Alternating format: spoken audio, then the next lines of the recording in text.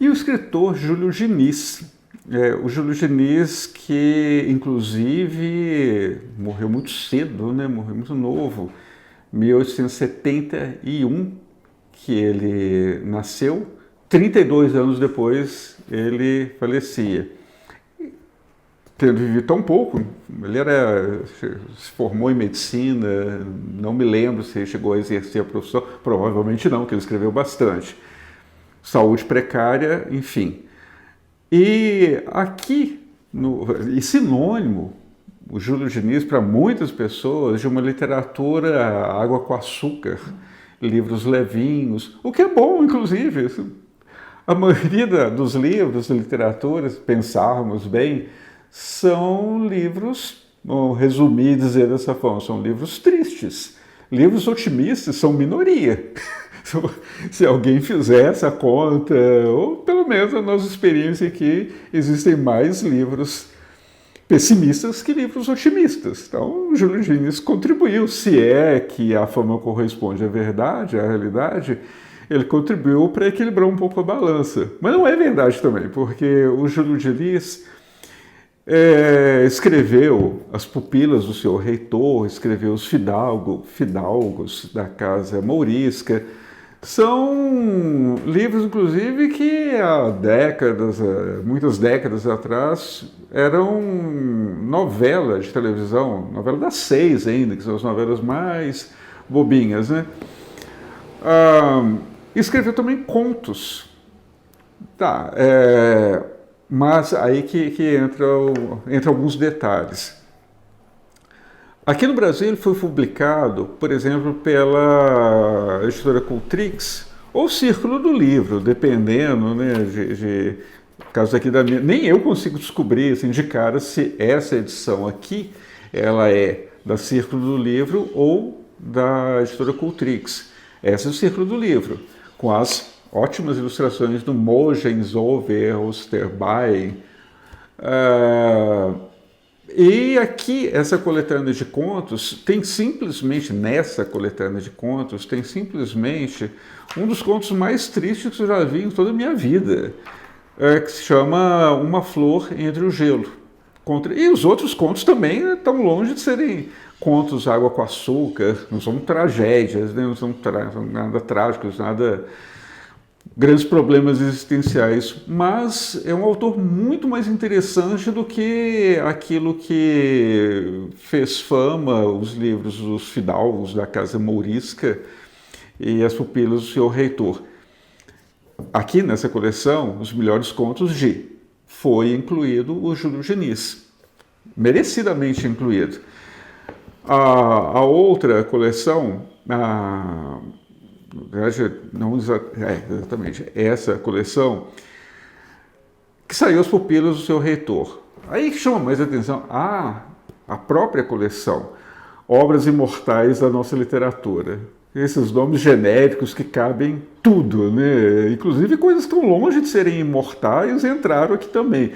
Mais que mortais entraram. Meio cheio de altos e baixos, como todas as coleções, praticamente. Pela editora 3. A editora não muito menos conhecida que a editora Abril, né, em termos de coleções de literatura, mas publicaram, também deram uma bela contribuição. Esses livros, que excessivamente douradas as capas, né, mas ótimo, e grande a coleção, com biografia, tudo. Vale a pena, se você conseguir decorar esse nome, né? Obras Imortais da Nossa Literatura. Os nomes são muito parecidos de algumas coleções, mas essa aqui é da editora 3. E é uma editora que não era muito especializada em literatura, na verdade publicavam muito revista sobre automóveis, e isso eles eram muito bons, mas está aqui o Júlio Diniz nela. A outra publicação, apesar do nome infame, é um selo de uma outra editora, salvo engano, eu não vou procurar isso agora, essa editora Best Bolso, ela faz parte da editora Record, salvo engano. E se não fizer, não faz a menor diferença, mas é uma outra editora, ela é parte de uma outra editora. O nome é infeliz para uma editora, né? Best Bolso, né? dando a entender que best-sellers com livros de bolso, e não é uma coisa nem outra, né? Porque não cabe num bolso, né? Não é bem um livro de bolso, e nem é best-seller. É o nome da editora, mas as edições são bonitas. Aqui, do outro livro do Júlio Diniz, é em boa companhia. Todas essas coleções em que ele aparece são boas coleções. Os Melhores Contos de, que eu chamo os Melhores Contos de, mas não é o nome oficial, né, da coleção. As Obras Imortais da Nossa Literatura, da editora 3, e essa outra aqui da editora Best Bolso. Clássicos, chama só Clássicos, número 375. É uma editora meio na perspectiva da concorrente, talvez, no momento atual, concorrente da editora da Ediouro e outras editoras que têm esse projeto de fazer livros com custo reduzido e tal. É isso. Conseguem bem, inclusive, apesar do preço reduzido, formato menor, economizando em tudo que podiam, quase tudo, mas deixando o essencial, conteúdo e até as capas. As capas são muito bonitas. E a última que ele aparece, um livro bem menos conhecido dele, O Espólio do Senhor Cipriano. Uma edição, uma coleção portuguesa, a Biblioteca Básica, Verbo. Tá. Essa coleção, os livros de Portugal, eles seguem um outro padrão em alguns aspectos. Papel inferior, papel jornal. Está aqui o livro, Portugal, Júlio Diniz era português, faz todo sentido que ele seja, bem mais sentido estar nessa coleção que outras aqui do Brasil. Mas a coleção é muito boa e muito fácil de ser encontrada, mesmo aqui no Brasil.